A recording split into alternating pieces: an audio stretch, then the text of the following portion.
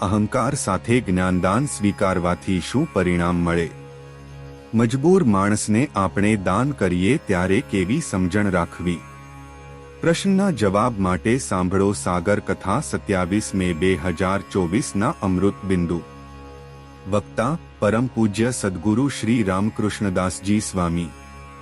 શ્રી સ્વામિનારાયણ સંસ્કારધામ ગુરુકુળ ધ્રાંગધ્રા। કોઈને મદદ કરવા જ્યારે હાથ લંબાવો ત્યારે એના ચહેરા સામે ન જોવું, કારણ કે મજબૂર માણસની આંખમાં ઉગેલી શરમ આપણા દિલમાં અભિમાનનું બીજ વાવે છે। મોટું રક્ષણ અને મોટામાં મોટી સફળતા કોઈ પણ પ્રકારની અહંકારી બાબતમાંથી જીવનને બચાવવું એ છે। આત્મામાં કશુંય નથી। જો પરમાત્માનો સંબંધ છૂટી જાય યા તો પરમાત્મા પોતાની દયા પ્રેમ કરુણા ઉઠાવી લે તો જીવ તો સાવ જડ જ છે। એનામાં જે કંઈ ચેતનાનું દર્શન યા તો ચેતના અનુભવાઈ રહી છે તે પરમાત્માના સંબંધે કરીને છે।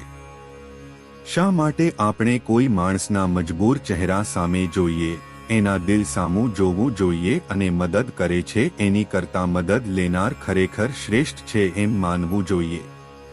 જ્ઞાન સાંભળ્યા કે મેળવ્યા પછી જો આપણા હૃદયમાં ભક્તિ ઉદય નથી થતી, પ્રેમ કરુણા સ્નેહ અને દયા આપણા હૃદયમાં નથી જાગતી તો સમજવાનું કે જ્ઞાનદાન આપણે સ્વીકાર્યું તો ખરું, પણ અહંકાર સાથે અને શબ્દોમાં જે માધુર્ય રહ્યું છે તે અહંકાર રૂપી અગ્નિ બધું ચૂસી લે છે।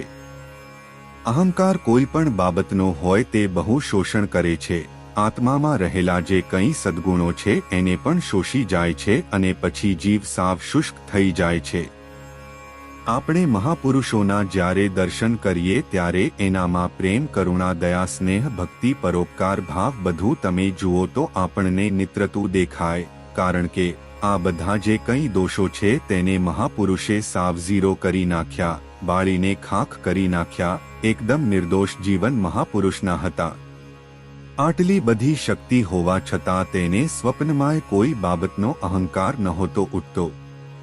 મજબૂર માણસના ચહેરાનું દર્શન ન કરો, એના હૃદયનું દર્શન કરો।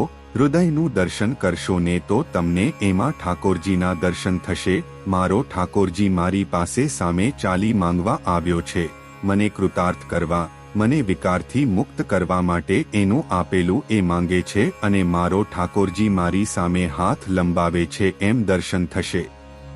કોઈ ભગવાનના સંત ભક્ત આપણી સેવા સ્વીકારે ત્યારે આપણે મહાન નથી, પણ જે આપણી સેવા સ્વીકારે એ મહાન છે। અને એ રીતે જો આપણે સેવા કરીશું તો અહંકાર ઈર્ષ્યા દંભ કપટ અંદર ગરવા માટે ગમે એટલા પ્રયત્ન કરે તોય અંદર નહીં આવી શકે। આપણામાં જે કંઈ ગુણ હોય તે બીજાના માંગી લાવેલા ઘરેણા છે એમ બધું ભગવાન અને મોટા પુરુષનું આપેલું છે તેમ માનવું। ઉકા ખાચરની જેમ સેવા કરો।